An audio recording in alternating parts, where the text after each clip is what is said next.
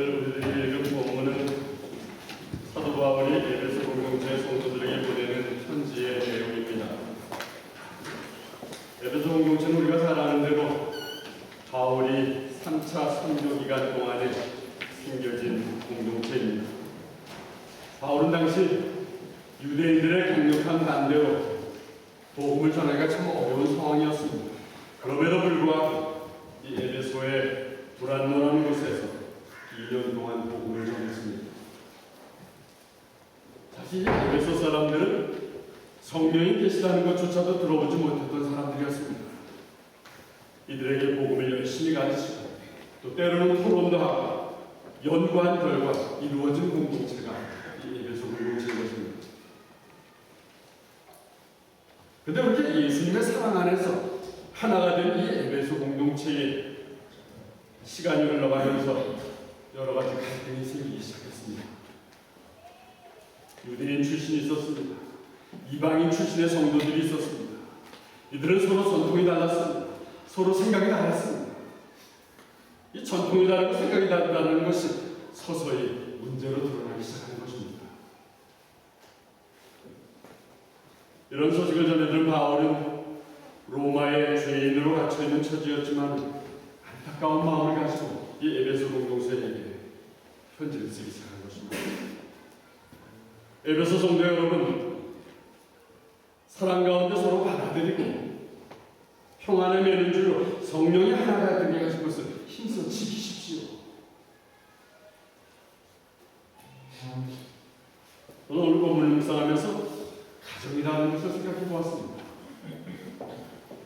그리스도인의 가정은 하나님이 주신 작은 교회 공동체라 하고 수도 있을 것입니다. 그리스도 안에서 하나가 되었습니다.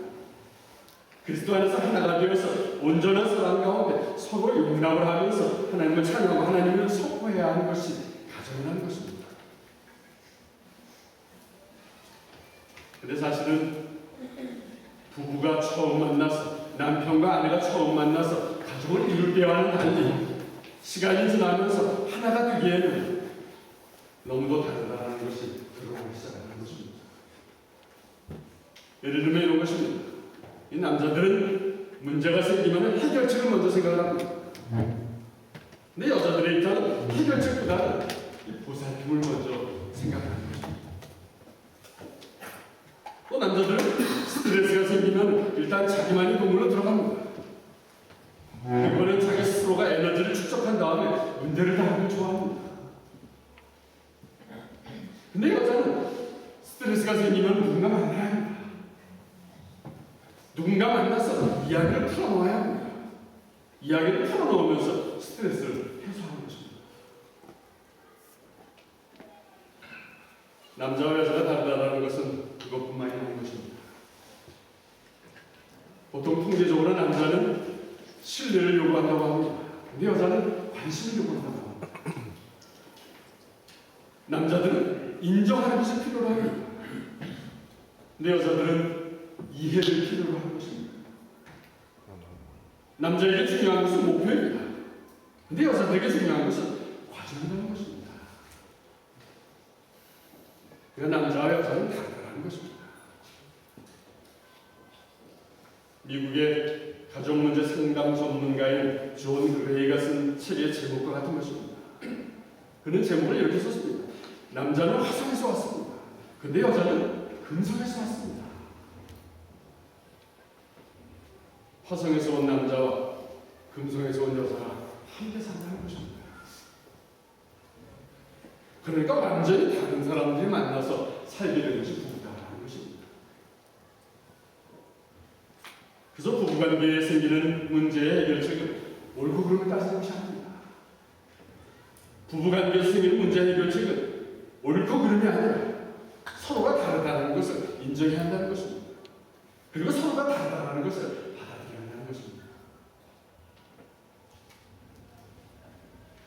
그런데 이것은 가정에만 통하는 원리가 아닙니다.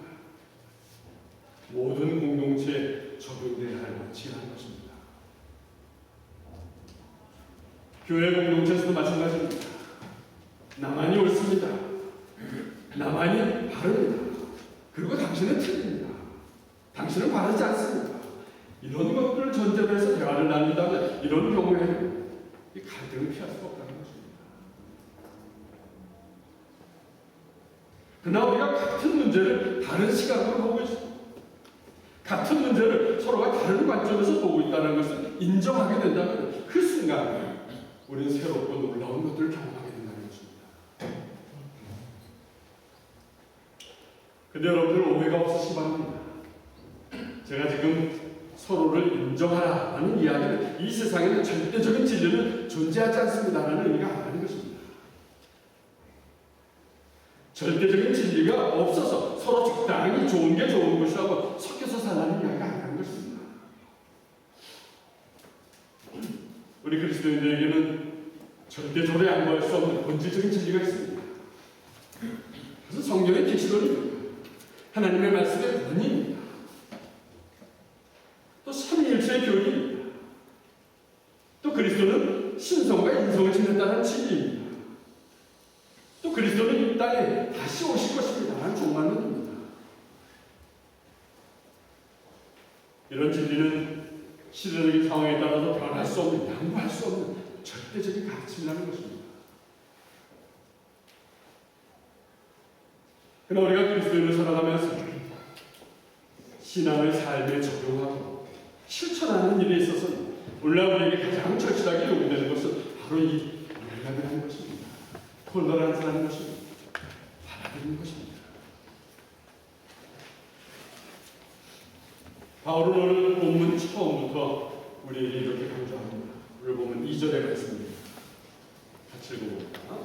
항상 겸손하고 온유하며 마음을 너그럽게 참아주고 서로를 사랑으로 받아주십시오. 서로를 사랑으로 받아주십시오. 이것이 우리 그리스도인들이 해야 할 가장 중요한 일이라는 것입니다. 그럼 서로를 받아들일 때 주어진 축복은 무엇입니까? 오늘 본문에서 적어도 두 가지의 축복을 발견하게 됩니다. 이 두 가지 축복을 오늘 여러분과 나누고 싶습니다. 서로를 받아들일 때 주어진 첫 번째 축복은 공동체를 세우는 축복입니다. 작은 공동체, 가정을 한번 생각해 봅니다. 가정은 하나입니다 라고 주장을 하지만 사실은 가정의 구성원들이 서로가 다릅니다. 가정의 부부가 다릅니다. 자녀들도 다 한 핏줄이지만 얼마나 다른지 모릅니다. 심지어는 쌍둥이들도 겉으로는 똑같이 생겼지만 다릅니다. 이렇게 서로가 다르다는 사실을 인정하는 것입니다. 그리고 받아들이는 것입니다. 이것을 배우기 시작한다면 그 가정은 건강한 가정으로 세워진 것입니다. 더구나 교회 공동체에 속한 성도들이 서로의 다름을 인정하라는 것입니다. 그리고 받아들이라는 것입니다. 서로의 다름을 인정하고 받아들이기 시작한다면 아름다운 그리스도의 몸이 우리 공동체 가운데 세워지게 되는 것입니다.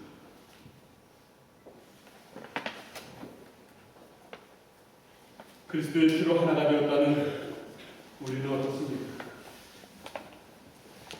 우리 모두는 이름이 다 다릅니다.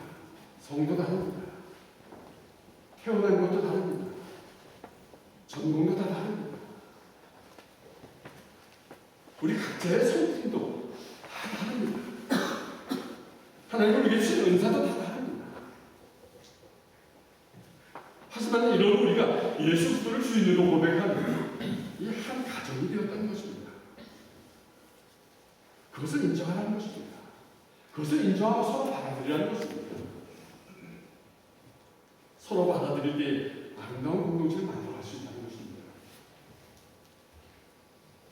오늘 바울은 에베소 성도들에게 서로를 받아들이라 권유한 다음에 강조한 것이 또 하나 있습니다. 오늘 본문 3절에 말씀입니다. 같이 읽어봅니다. 여러분은 성령 안에서 평안의 배를 끊고 한 몸이 되었습니다. 하나가 되도록 힘쓰고 여러분 가운데 늘 평화가 들도록 노력하십시오. 사도 바울이 강조합니다. 우리는 이미 성령 안에서 하나가 되었습니다. 우리는 다 다르지만 성령 안에서 하나가 되었습니다.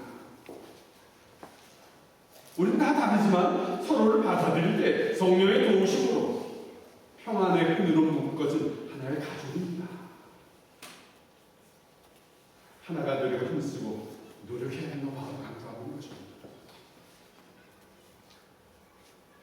그리고 바울은 오늘 본문 12절에서 이렇게 강조하는 이유를 설명합니다. 오늘 본문 12절입니다. 같이 읽어봅니다. 우리에게 이 모든 선물을 주신 것은 하나님의 선물을 성도로 증기시키기 위한 것입니다. 서로 성령으로 그리스도의 몸인 교회를 더욱 강하게 세우기 위한 것입니다. 가만히 생각해 봅니다. 오늘날 우리들이 살아가는 이 세대를 사람들은 뭐라고 합니까? 많은 사람들이 이 세대를 파괴의 시대라고 얘기합니다. 해체의 시대라고 이야기합니다. 안타까운 것은 우리 그리스도인들조차도 이런 시대적인 풍조의 영향으로 파괴하고 해체하는 일에 얼마나 열심히 일인지 모릅니다. 인터넷 기사에 달린 댓글들을 보면 누군가를 격려하고 세워주는 내용보다는 이웃을 파괴하고 이 공동체를 파괴하는 악플들이 더 많다는 것이 우리 모두의 마음을 안타깝게 하는 것입니다. 바울은 이런 세대에 대해서 경고하고 있습니다. 로마서 12장 2절의 말씀입니다. 같이 읽어봅니다. 여러분은 이 세상을 본받지 말고 마음을 새롭게 하여 변화하십시오. 이 세상을 본받지 마십시오. 마음을 새롭게 해서 변화하십시오. 마음을 새롭게 해서 변화받는다는 것은 이런 것일 것입니다. 세상에 많은 사람들이 교만한 마음으로 자기를 내세울 것입니다. 자기를 내세우면서 다른 사람과 갈등을 만들어갈 것입니다. 그러나 우리 그리스도인들은 겸손해야 합니다. 겸손하게 다른 사람을 인정해야 합니다. 그리고 그들을 가르쳐야 합니다. 그리고 바울이 10절에서 가르친 것처럼 서로를 섬겨야 하는 것입니다. 서로를 섬김으로 그리스도의 몸 교회를 더 강하게 세워야 하는 것입니다. 여기서 사도 바울이 세운다라는 단어를 헬라어 단어로는 오이코도멘이라는 말로 사용합니다. 이 오이코도멘은 우리말로 직역을 하면 집을 세운다는 것입니다. 집을 세우는데 혼자가 살 수 있는 집이 아니라, 혼자가 사는 공간이 아니라 모두가 함께하는 이런 공간, 이런 집을 세우는 것입니다.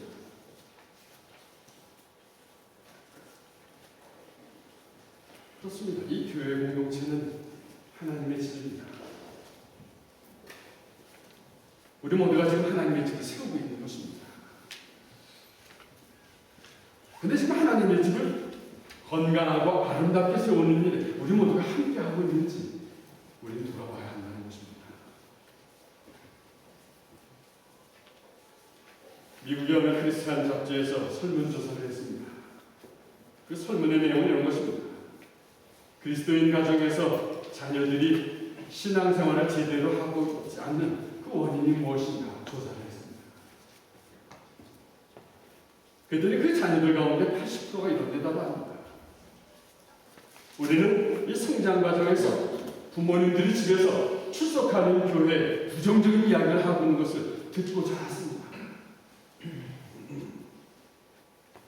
그것 때문에 자녀들 교회에 대한 나쁜 인상을, 나쁜 영향을 미치게 되었습니다.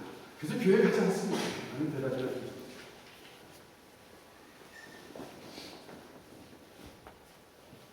이 설문조사의 내용을 읽으면서 저는 이런 생각을 해보았습니다.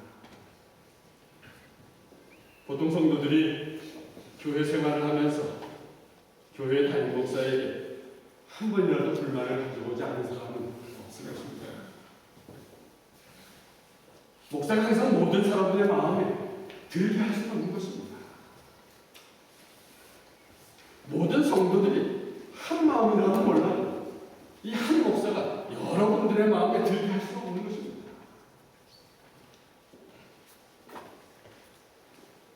그리고 또 목사라고 하지만 목사들에게도 이 연약함이라는 것은 피할 수 없는 것입니다.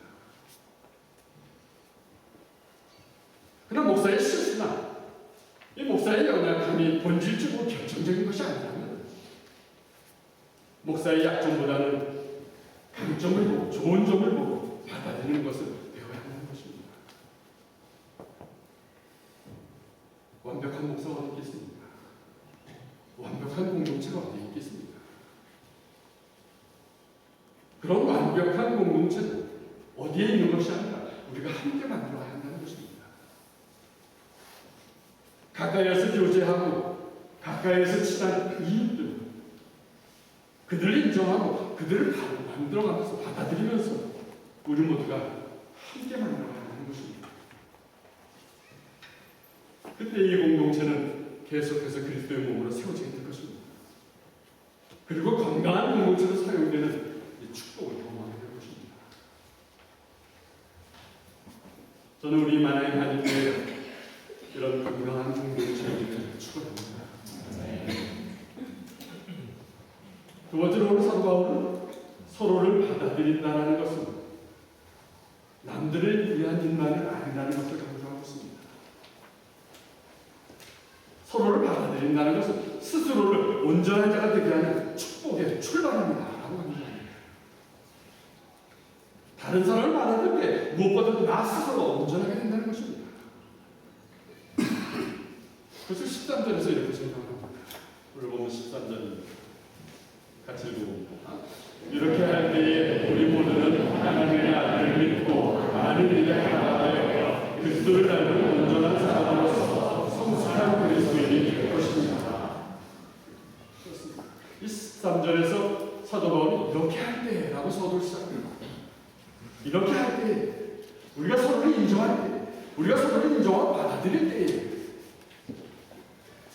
우리는 온전한 사람이 됩니다. 그리스도를 닮아가면서 영적으로 성숙한 사람이 됩니다. 강조하는 것입니다.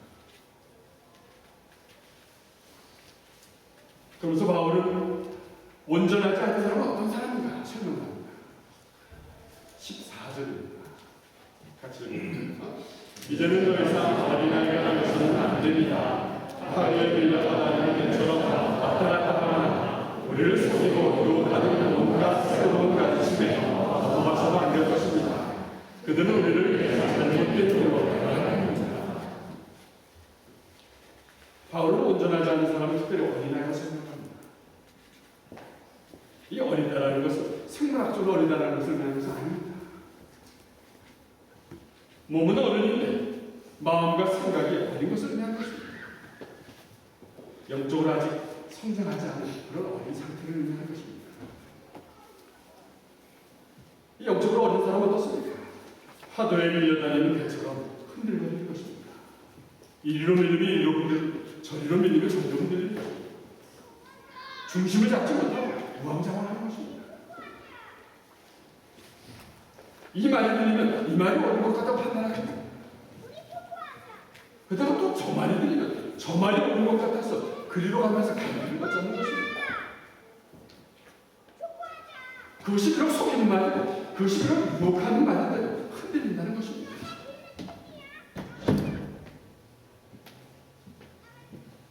그렇게 이리저리 흔들리다 보면 어떻습니까? 그러다 보면 흔들리면서 흔들릴 때마다 여러 사람들과 부딪히게 될 것입니다.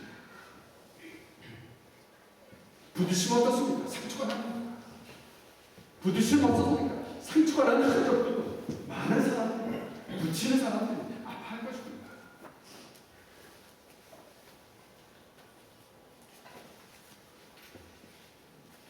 그럼 우리가 영적으로 성숙하다는 것은 어떤 것입니까? 우리의 영적인 성숙은 예수님의 성품을 닮아가는 것입니다. 항상 겸손한 것입니다. 온유한 마음을 가는 것입니다. 그래서 마음을 너그러이 하는 것입니다. 너그러이 참아주고 서로 사랑으로 받아줘야 하는 것입니다. 그런데 우리의 이웃을 받아들이기에 어려운 장애물, 그 장애물은 어떤 것입니까? 아무래도 우리의 마음이 겸손하지 못하게 되는 것입니다. 우리의 마음이 온유하지 못하게 되는 것입니다. 오래 참지 못하게 되는 것입니다. 그래 예수님은 정말 마음이 온유하고 겸손하신 분이셨습니다. 예수님은 결국 가룟 유다의 밀고로 체포되는 순간을 맞이하게 됩니다. 그때 베드로는 체포하러 온 무리들 중에서 대사장의 종인 바르고의 길을 칼로 베어버립니다. 그저 예수님께서는 베드로에게 잘했다라고 칭찬하지 않습니다. 우리도 힘이 있다는 것을 보여줘야 한다 하면서 칭찬하지 않았습니다. 그만두어라. 이것까지도 참아야 한다 말씀하십니다. 그리고는 말그레비를 주셔서 치유하십니다. 예수님의 마음은 이런 것이었을 것입니다. 심부름을 온 종이 무슨 죄가 있겠는가?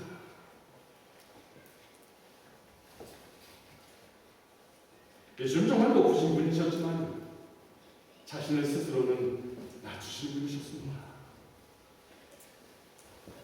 예수님은 악을 물리친 힘도 있으셨지만 참기 어려운 상황에서도 참을 수 있고 대처하시는 힘이 있으셨습니다. 예수님의 이런 겸손과 이런 온유와 이런 인내를 배워야 한다는 것입니다. 이런 일화가 있습니다. 어느 날 어떤 성도가 목사님을 찾아왔습니다. 목사님을 찾아와서 상담을 하면서 이런 부탁을 드립니다. 목사님, 저는 늘 인내가 부족해서 쉽게 분노를 합니다. 제가 인내하는 사람이도록 목사님께 기도를 해주셨습니다. 그러더니 목사님이 바로 기도를 시작하십니다. 주님, 이 성도에게 먼저 환난을 보내주시오. 그래서 이 성도가 깜짝 놀라서 소리를 지릅니다. 목사님, 환난이 아니라 인내입니다. 인내를 위해서 이해해 주시오.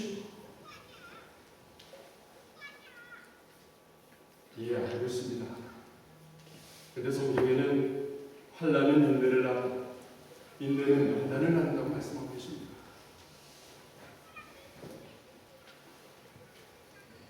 사도 바울이 강조합니다. 로마서 5장 3절과 4절의 말씀입니다.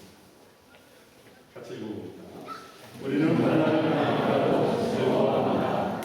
무슨 환난이 인내를 낳고 또 인내는 연단된 인품을 낳고 연단된 인품을 사업을 낳는 것을 알게 되는입니다.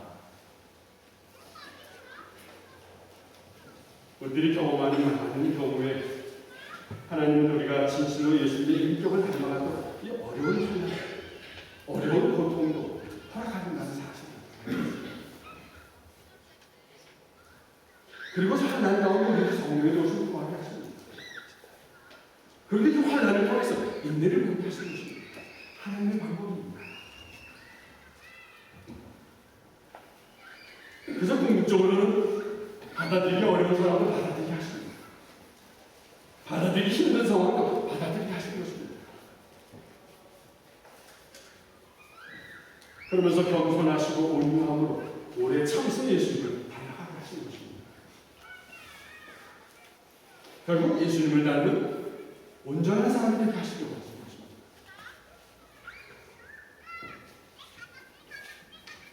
사랑하는 여러분, 오늘 우리에게 주신 메시지는 무엇입니까? 예수님의 마음을 닮아서 마음을 너그럽게 하여 참아주고 서로를 사랑으로 받아줘야 한다는 것입니다. 오늘 우리는 부부지간이든지 부모와 자식 관계이든지 그리고 공동체 안에서 형제와 자매가 된 관계이든지 함께 하다 보면 서로가 다르다는 사실 때문에 갈등이 생기고 하는 것입니다. 그래서 다툼이 있습니다. 그래서 아픔을 겪으면서 살아가게 된다는 것입니다.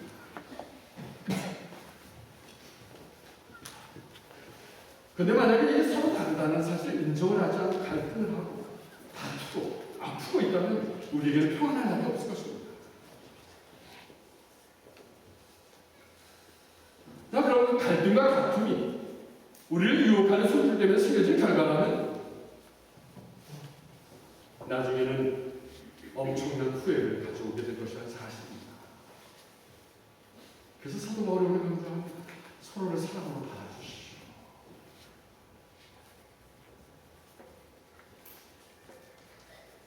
헤밍웨이의 소설 가운데 이런 이야기가 있습니다. 어느 스페인 아버지가 아들과 다투고 얼마나 심하게 다투는지 아들이 집을 나가게 되었습니다. 그런데 이 아버지는 집을 나간 아들과 화해하고 후에 다짐을 합니다. 아버지는 아들과 갈등하게 된 것을 후회하면서 신문에 광고를 냅니다. 그 아들의 이름이 파코였던 것 같습니다. 파코, 다음 주 화요일 12시에 몬타나 호텔에서 만나자. 내가 다 용서했다. 아빠. 이 파코라는 이름은 우리나라의 철수라는 이름처럼 스페인에서 아주 흔한 이름입니다. 다음 주 화요일 12시가 되어서 아버지는 약속한 장소에 나갔습니다. 그랬더니 이게 웬일입니까? 파코라는 이름의 젊은 남자가 무려 800명이나 나갔다는 것입니다.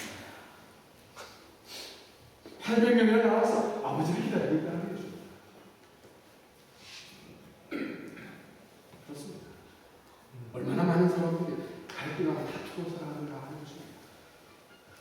얼마나 많은 사람들이 갈등하고 다툰 결과 잘못된 일로 빠져들어서 후회하면서 받아들이는 원하고 또 얼마나 받아들이기를 기다리고 있다는 것을 의미하는 것입니다.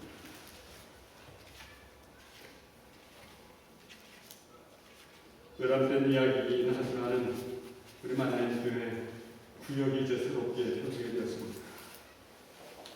130명 정도 되는 인원을 8구역으로 나누었습니다. 여러 가지 상황을 고려했습니다. 기도하면서 신중하고 진지하게 나눴습니다. 그냥 나눠진 것이 아닙니다. 그러면서 저는 해마다 구역이 새롭게 편성이 되고 새롭게 시작할 때마다 늘 듣게 되는 똑같은 이야기가 있습니다. 이 구역에는 나하고 마음이 맞는 사람이 없습니다. 모두가 나하고는 다릅니다. 그래서 서먹합니다. 썰렁합니다. 만약에 우리 중에 어떤 분들이 이런 마음이 든다면 오늘 그 어떤 분들에게는 가장 필요한 것이 바로 사랑으로 서로를 받아들이는 것입니다. 사랑으로 먼저 다가가는 것입니다. 그러면서 공동적으로 찾는 것일 것입니다.